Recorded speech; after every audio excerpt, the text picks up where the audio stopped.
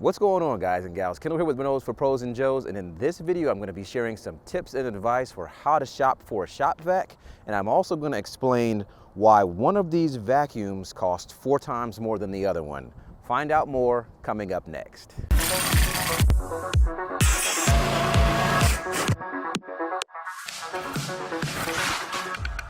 What's going on, guys and gals? Kendall here with Renos for Pros and Joes, helping you simplify the renovation and remodeling process. On this channel, we do renovation tip and strategy videos, as well as hands-on product tool and gear reviews. So if you're new to the channel and you're interested in this type of information, subscribe. So in this video, I'm going to be comparing 2 very similar looking shop vacuums, and I'm going to give you some tips and advice for shopping for a shop vac, as well as explain why one of these shop vacs costs 4 times more than the other one. So without any further ado, let's jump into it. So if you've seen my most recent video, which is advice for buying discounted items, I want to point out that neither one of these vacuums is a discounted item. The difference in price is the regular price that they were offered at in the store. One was more of a standard production vacuum, and the other one was one that was marketed or positioned more as a doorbuster type of deal. So if you haven't seen that video, definitely go back and check that one out. That one was posted just yesterday, so go back and show that video a little bit of love. So the reason why I'm making this video is not just to show you how to shop for a shop vacuum, but it's also good advice when you're going to be comparing things like tools, supplies, or anything that you may be purchasing that is renovation or building related or not. You can use the same type of procedure for buying things around the house or whatever other type of things that you may have to purchase in the future. So let's begin with the similarities. So these 2 vacuums look very similar. As you can see, they're made by the same manufacturer. They have the same color scheme. So both of them are black and orange. And even though I don't have the attachments with me for this vacuum today, they both came with all of the same attachments. So if you look at this vacuum, it's got some different parts and everything that are mounted here on the top of the vacuum for easy access. This came with an additional little cart piece on the back of it, which is not attached to the vacuum at this point, but they both essentially came with all of the same attachments. So they also have the very, very similar basic functions. This one has a on and off switch on the top. This one has an on and off switch on the top as well. There's no other settings other than on and off for either one of them, so they're similar in that way. And the design is also very similar in that the bottom or orange housing part is the part where you're going to catch all of your dust and dirt and whatever else you're going to be vacuuming up. And you can see on the front of both of them, they have a screw-off cap here, which allows you to drain out liquids because they are both wet dry vacs, which means that you can also change out the filter on both of these vacuums and vacuum up liquids in addition to using it as a regular vacuum that you'd use to vacuum up dry dust. So those are the similarities, and that is essentially where the similarities stop. There is one difference that I want to go ahead and point out before we get into the long list of differences. This one is a 5.0 horsepower vacuum, and this is a 6.5 horsepower vacuum. So this one is a bit stronger than this one. They both have a 60-liter capacity or 16 gallons, so they both hold the same amount of dust and dirt and grime or whatever you're going to be vacuuming up. So they're similar in that way. Both of them are definitely above average with regards to the suction and vacuuming power. So even though this one is less powerful, it's by no means a weak vacuum. And so I wanted to go ahead and address that difference first before we get into some of the more finer details. So as we jump into the differences between these 2 vacuums, I'm going to introduce the differences, and then I'm going to walk you around each one and show you afterwards, and then we'll move on to the next difference. So the first difference is going to be the wheels on these 2 vacuums. So this vacuum has 4 wheels, and each wheel is separately attached to the vacuum, while this vacuum also has 4 wheels, but they are attached in kind of a plastic housing that the vacuum sits on. And so the difference that makes for the vacuum is that these are easier to remove and fall off of the vacuum than this one is, because you've got 4 of them attached to the base on this one, and they're all essentially one piece. The other difference, as you can obviously see, is going to be the size of the wheels themselves. So the front wheels on these 2 are slightly different in size, but the rear wheels are much different in size. So if I can turn these around, this vacuum has 4 wheels of the same size. You can see here the rear wheels on this vacuum are much larger, which makes it easier to maneuver over unlevel or uneven or rocky terrain if you happen to be moving it in one of those scenarios. So which one is better? So in my opinion, I prefer the wheelbase on this one just based on the size of the wheels, and the large wheels allow you to rock the vacuum back and roll it like this, which you cannot do with this vacuum very easily. It doesn't really work the same because you start to drag the housing on this one. So I would say that in practical application between these two, I prefer the wheels on this vacuum. However, in reality, in everyday use, I personally don't even have the wheels attached to the vacuum the majority of time that I use it. And the reason why I don't is because the wheels just get in the way. They're attached securely to the bottom of the vacuum for general purposes, but if you're constantly moving the vacuum around and unloading it and reloading it on your pickup truck or van or whatever vehicle you may be driving, the wheels can still get in the way. And for someone like me, it's just easier for me to just pick the vacuum up and just carry it where I need to go and then pick it up again and move it wherever I need to move it again. So if you're someone who may prefer to roll the vacuum versus having to actually pick it up, then these wheels are probably going to be the preferred ones to have. So now let me walk you around the vacuum so that you can see the difference up close of these wheels. Okay, so these are the smaller wheels that I was telling you about here. And if you look over here, you can see that these wheel housings are a little bit larger. There's 4 wheels on this vacuum are the same size, but when you look over here, the wheels in the back of this one are substantially larger. And so even if we turn each one of these over for a true comparison, you can see that these wheels are not exactly the same. So even the wheels on the front here, as you can see, these wheels are far more substantial than these wheels, as well as the housing in general here. So you can see that these are going to be a lot more sturdy.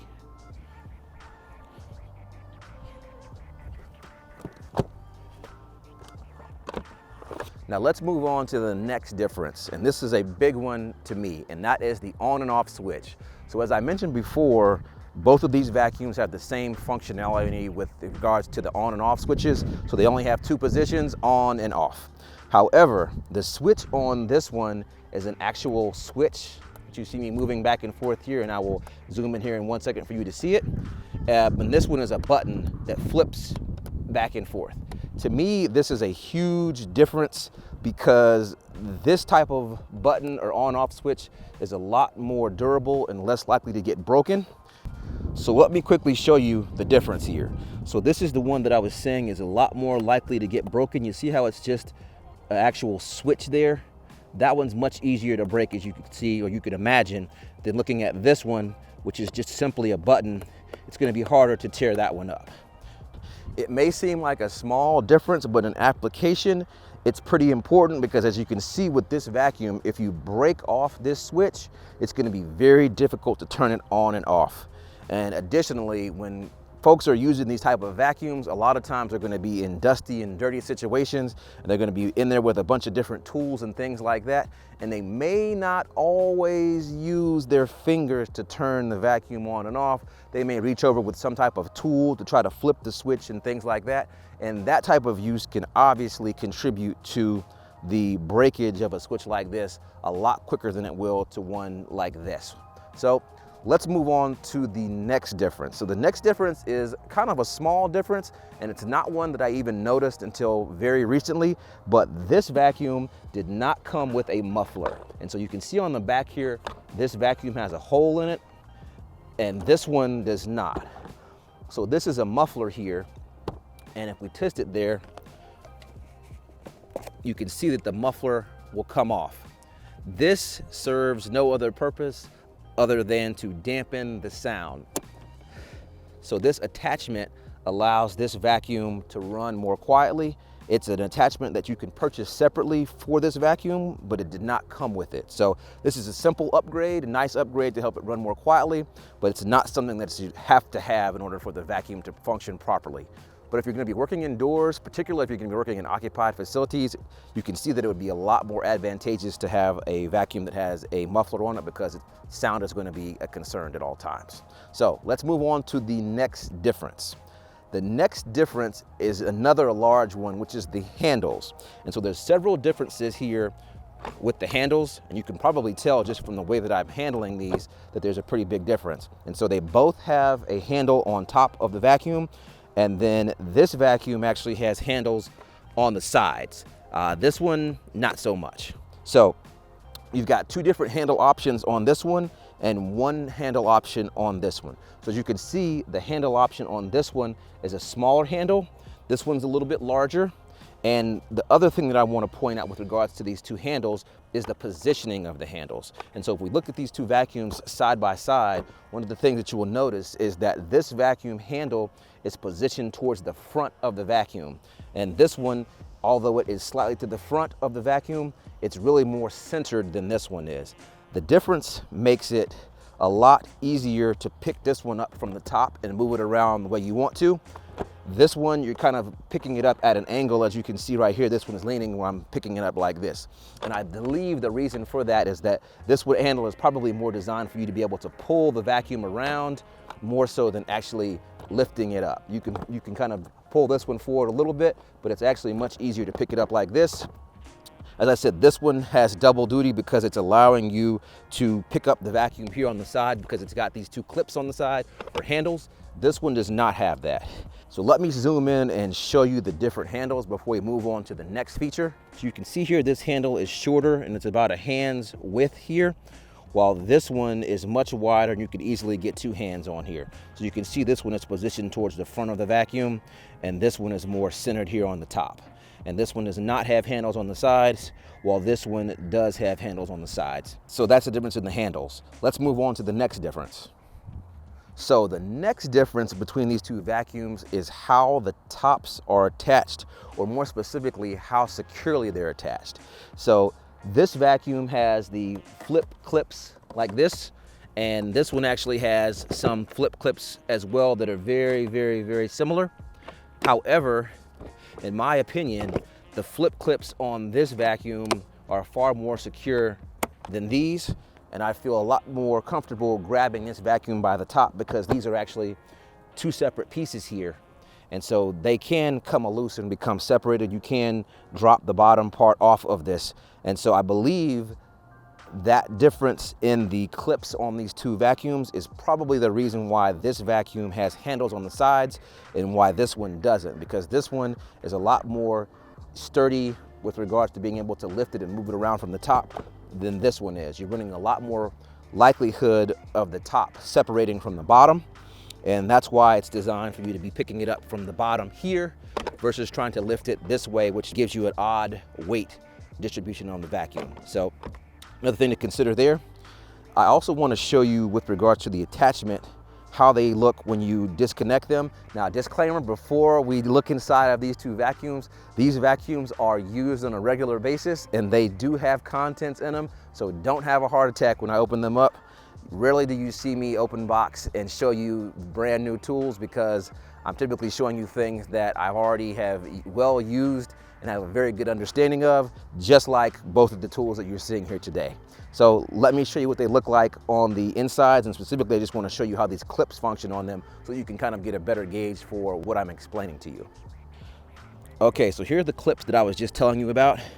This is the clip on the vacuum that was to the left, and you can see how they attach right here, and it clips over the edge here of the base of the vacuum.